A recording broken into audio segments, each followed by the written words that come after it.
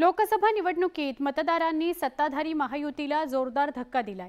केंद्रात आणि राज्यात सत्ता असतानाही महायुतीला अवघ्या 17 जागा जिंकता आल्या, पण लोकसभेत पराभव का झाला याचं कारण काही महायुतीच्या नेत्यांना सापडताना दिसत नाही।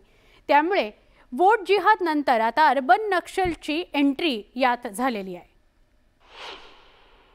मागे देखील मी म्हटलं होतं की हे नक्षल फक्त गडचिरोलीत नाहीये, हे अर्बन नक्षल काही एनजीओ मध्ये घुसलेले आहे। जसं मी सांगितलं की लोकसभेच्या निवडणुकीमध्ये आपण 3 पक्षांसोबत एका खोट्या नरेटिव्हशी लढत होतो।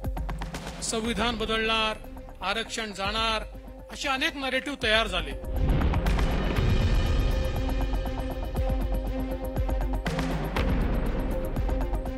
लोकसभा निवडणुकीच्या निकालानंतर आता महायुतीकडून पराभवाच्या कारणांचा शोध घेतला जातोय।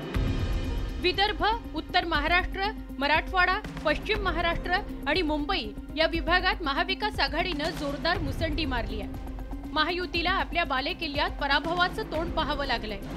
गेल्या लोकसभा निवडणुकीच्या तुलनेत भाजपचं मोठ्या प्रमाणात संख्याबळ घटलंय, त्यामुळेच हा पराभव महायुतीच्या चांगलाच जिव्हारी लागलाय। मुख्यमंत्री शिंदे यांनी या पराभवाकरता आता अर्बन नक्षलला जबाबदार धरलाय। तसंच त्यांनी काही स्वयंसेवी संस्थांवर संशयही व्यक्त केलाय। काही एनजीओ जे आहेत, खास करून सरकारच्या विरोधामध्ये मत तयार करणारे लोक आहेत। त्याच्यामध्ये मागे देखील मी म्हटलं होतं की हे नक्षल फक्त गडचिरोलीत नाहीये, हे अर्बन नक्षल काही एनजीओ मध्ये घुसलेले आहेत। मुख्यमंत्र्यांनी अर्बन नक्षलचा मुद्दा उपस्थित केल्यामुळे नव्या राजकीय वादाला तोंड फुटलंय।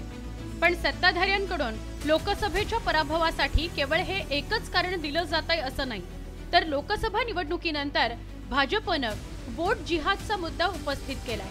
मुस्लिम समाजानं महाविकास आघाडीला एकतर्फी मतदान केल्याचा दावा भाजप नेते किरीट सोमय्या यांनी नुकताच केलाय।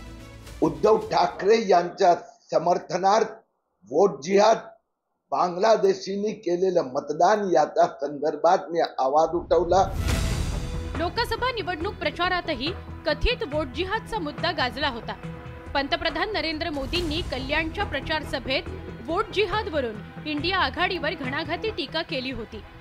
काँग्रेस हिंदू आणि मुस्लिमांसाठी स्वतंत्र अर्थसंकल्प करणार असून त्यामध्ये मुस्लिमांना अधिक वाटा देण्याची काँग्रेसची खेळी असल्याचा पंतप्रधान नरेंद्र मोदींनी आरोप केला होता। ये एससी, एसटी, ओबीसी का आरक्षण के टुकड़े करके वो किसको देंगे? किसको देंगे? वही खेल करेंगे कि मुसलमान वोट देता है, मुसलमान को दो। जिनसे ये वोट जिहाद करवाने की बात कर रहे हैं। आता लोकसभेच्या निकालानंतर वोट जिहादचा मुद्दा पुन्हा एकदा चर्चेत आलाय। भाजप नेत्यांनी राज्यातील पराभवाचं खापर वोट जिहाद आणि फेक नरेटिव्हवर फोडून एक प्रकारे पराभवाची जबाबदारी झटकण्याचा प्रयत्न केलाय। जसं मी सांगितलं की लोकसभेच्या निवडणुकीमध्ये आपण 3 पक्षांसोबत एका खोट्या नरेटिव्हशी लढत होतो। संविधान बदलणार, आरक्षण जाणार, असे अनेक नरेटिव्ह तयार झाले आणि त्यामुळे कुठेतरी आपल्याला पॉलिटिकल अर्थमॅटिक मध्ये त्या ठिकाणी मागे जावं लागलं। भाजपनं वोट जिहाद तर मुख्यमंत्र्यांनी निवडणुकीत अर्बन नक्षलचा मुद्दा पुढे केल्यामुळे राजकीय वादाची ठिणगी पडली आहे। महाविकास आघाडीच्या नेत्यांनी सत्ताधाऱ्यांवर सडकून टीका केली आहे। नरेंद्र मोदींनी स्वतः सांगितलं की जिहाद, मताचं जिहाद चाललेलं आहे। तर या लोकांना लोकशाहीवर विश्वासच नाही आणि हुकुमशाह आणि तानाशाह जी मानसिकता आहे, त्या मानसिकतेच्या आधारावर एकनाथ शिंदे बोलत असतील तर महाराष्ट्रासारख्या राज्याच्या मुख्यमंत्री म्हणून त्यांना त्या खुर्चीवर राहण्याचा सुद्धा अधिकार नाही। खरं तर लोकसभा निवडणूक प्रचारात अनेक मुद्दे गाजले। सत्ताधाऱ्यांनी मोदी की गॅरंटी आणि अब की बार 400 पार वरून सुरू झालेला प्रचार मंगळसूत्र आणि संविधान बदलाच्या मुद्द्याभोवती फिरताना दिसला।